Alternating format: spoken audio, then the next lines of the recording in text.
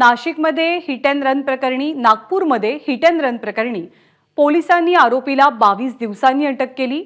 नागपूरमध्ये मॉर्निंग वॉकसाठी गेलेल्या महिलेला गाडीखाली चिरडलं गेलं होतं। मग 22 दिवसांनी नागपूर अपघात प्रकरणातल्या आरोपीला पोलिसांनी ताब्यात घेतलं, पण या आरोपीला केवळ नोटीस देऊन सोडण्यात आलं।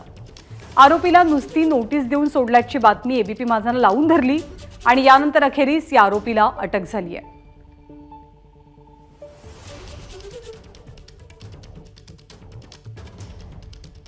आपले प्रतिनिधी रजत वशिष्ठ सध्या आपल्या सोबत आहेत। रजत, कालच आपण या बातमी संदर्भात बोललो होतो की एक तर 22 दिवसांनी अटक होते, फक्त नोटीस देऊन सोडून दिलं जातं। ही बातमी एबीपी माझानं लावून धरल्यानंतर त्याचे परिणाम आता कसे पाहायला मिळतात, काय कारवाई झाली आहे? ज्ञानदा, काल सकाळी जेव्हा पोलिसांनी त्याला नोटीस देऊन सोडलं होतं त्याच्यानंतर एबीपी माझाने बातमी दाखवली आणि संध्याकाळी पोलिसांनी त्याला परत अटक केलेली आहे। आता दोन प्रश्न उपस्थित होतात। परवा संध्याकाळी त्याला नोटीस देऊन सोडलं होतं तेव्हाही त्याच्यावर कलम 336 337 याप्रमाणे गुन्हे होते, तेव्हा सांगितलं होतं की त्याला या कलमांमध्ये अटक करता येत नाही आणि दुसऱ्या दिवशी संध्याकाळी म्हणजे काल त्याला त्याच कलमांमध्ये अटक केली। परिस्थिती कायदेशीरदृष्ट्या काय बदलली हे पोलिसांनी सांगावं।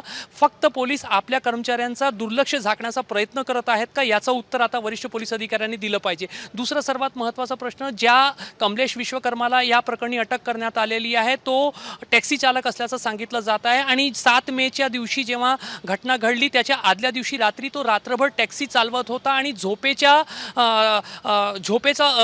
त्याला झोप आली होती आणि म्हणून तो अपघात घडला असं पोलिसांचं सांगणं आहे। पोलिसांनी त्याला त्याच दिवशी अटक केलेली नव्हती।